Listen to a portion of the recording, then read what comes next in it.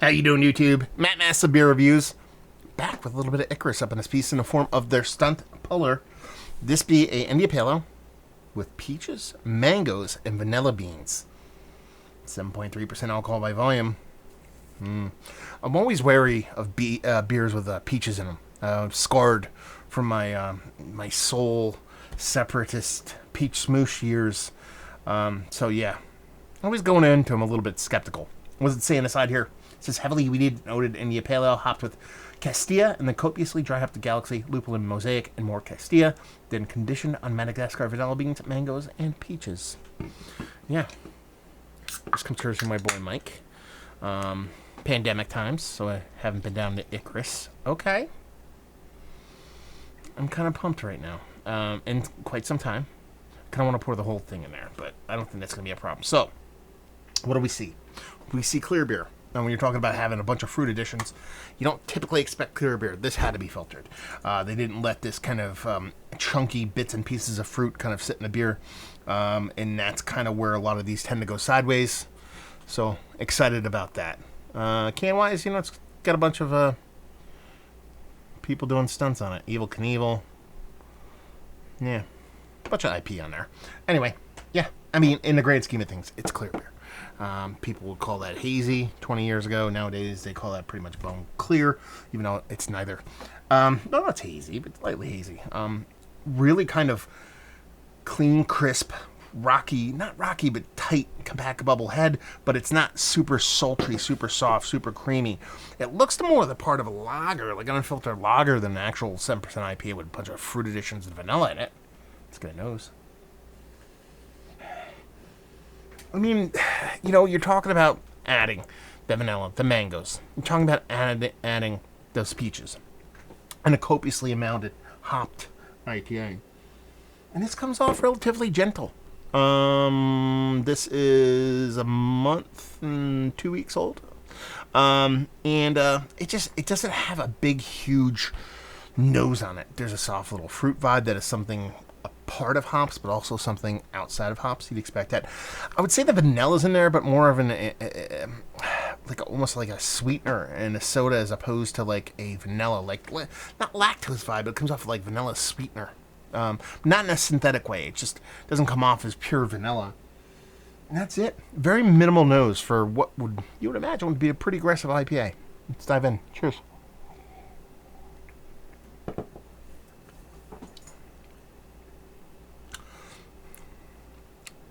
It's not too bad. Yeah, it kind of reminds me of like a peach ring, like a peach mango ring. If you mean like a peach mango ring, ring kind of gummy. This is kind of how it comes off for me. But you added that subtle dollop of vanilla to that sugar base. It's not overly sweet, so I don't want to put this kind of confectionery candy, kind of jelly candy thing in your brain. But the way that peach comes off, the way that mango comes off, it reminds me of that. Now, this clearer of a beer, those kind of flavors, you start to be like, are they using extract? Are they using actual peaches and mangoes? I lean more extract, based off of how this is coming off. And past experiences with beers, you know, when I've had peaches and mango in beer, typically, in previous iterations of beers from other breweries, those kind of beers tend to lean decently hazy, because there is a lot of pulp and particulate floating around, even if it is a filtered beer. The ones that tend to come off this way tend to be the ones that have a little bit of kind of fruit extract going on, you know, your Ballast Points of the world, those kind of beers. I'm not saying that's what they're doing here, because they say it's conditioned on Madagascar vanilla beans, mangoes, and peaches. So if they're saying that, then that's what it's got to be. But it just has, I don't want to say call it synthetic. It's not like those kind of Flintstone vitamin, Ballast Point kind of beers, but it leans in that direction more than fresh mangoes and peaches. But not in a negative way. I'm not trying to say, again, that it's synthetic. It just has that jelly candy kind of thing going for it. So it's not a negative beer. Like I said from the outset, for me tasting it, I like it. I think it's fun. but it's just a little bit sweetened beyond what I normally expect from beer.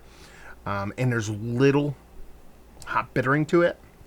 That's probably the starkest thing that I haven't brought up and even mentioned yet, is that when you're talking about having a copiously hop beer and you're looking for a fruit-forward beer, I want a little bit of bittering. Not necessarily to kind of balance off the sweetness, because, again, it's more... It's a sweet beer, but it's not overly sweet. It makes you think it's sweeter because of the kind of flavors you're getting from those fruit flavors, but I want a bittering for it to be kind of reeled back into beer realm a little bit more than just a kind of an adjunct-laden malted beverage, which this kind of flirts the lines with again. It reminds me more of Natter Days in flavoring as opposed to a beer with mangoes and peaches, if that makes any sense. But it's still, listen, strawberry, and was it strawberry and lemon or whatever it was from Genesee? Love that beer. Natter Days, dug that. These beers I can get down with, especially on warm fall evenings like this one, where very, very hefty 67 degrees back here. I like it as a beverage. I like it as a kooky beer, but it's far enough separated from the core of beer that it's kind of like, more beverage than beer. If that makes any sense. But still tasty nonetheless. So let's talk about it. It's just one of the better fruited beers that I've had as late. See, there I'd go no, but if say it's one of the more better, because those are words, fruited beverages that are malted as of late, I'd go yes. I know that's kind of a weird line. I'm right on the edge of it, so it sounds like I'm pooping on it, but I'm trying not to. At the same time, it's very much not beer for me. Definitely not an IPA. So, yeah, we'll just leave it there. Value availability, no idea. Mike, let me know what's what and leave you with if you like what we like this beer. If you like your beers to brew or skew or brew a little bit more kind of fruit, candy, jelly, synthetic, like. I know I tried to avoid that word as much as I can, but I don't know what else to say. If you like your beers to be a little less beer, a little bit more fruity, not in the hop kind of realm of fruity, then you'll like this beer. So there you go. A little bit of a herky-jerky, convoluted, kind of weird beer review right there. Hopefully you guys enjoyed it. Down there if you want to talk about it. Massive Beers if you want to check me out doing the social media stuff. Beer Massif. You want to check me out doing the whole podcasting stuff, you can go listen. We talked to Jason from Icarus. Yeah, good dude. So hopefully you guys enjoyed the review. Hopefully you're enjoying a nice little beer right now. Hopefully see you next time. Cheers.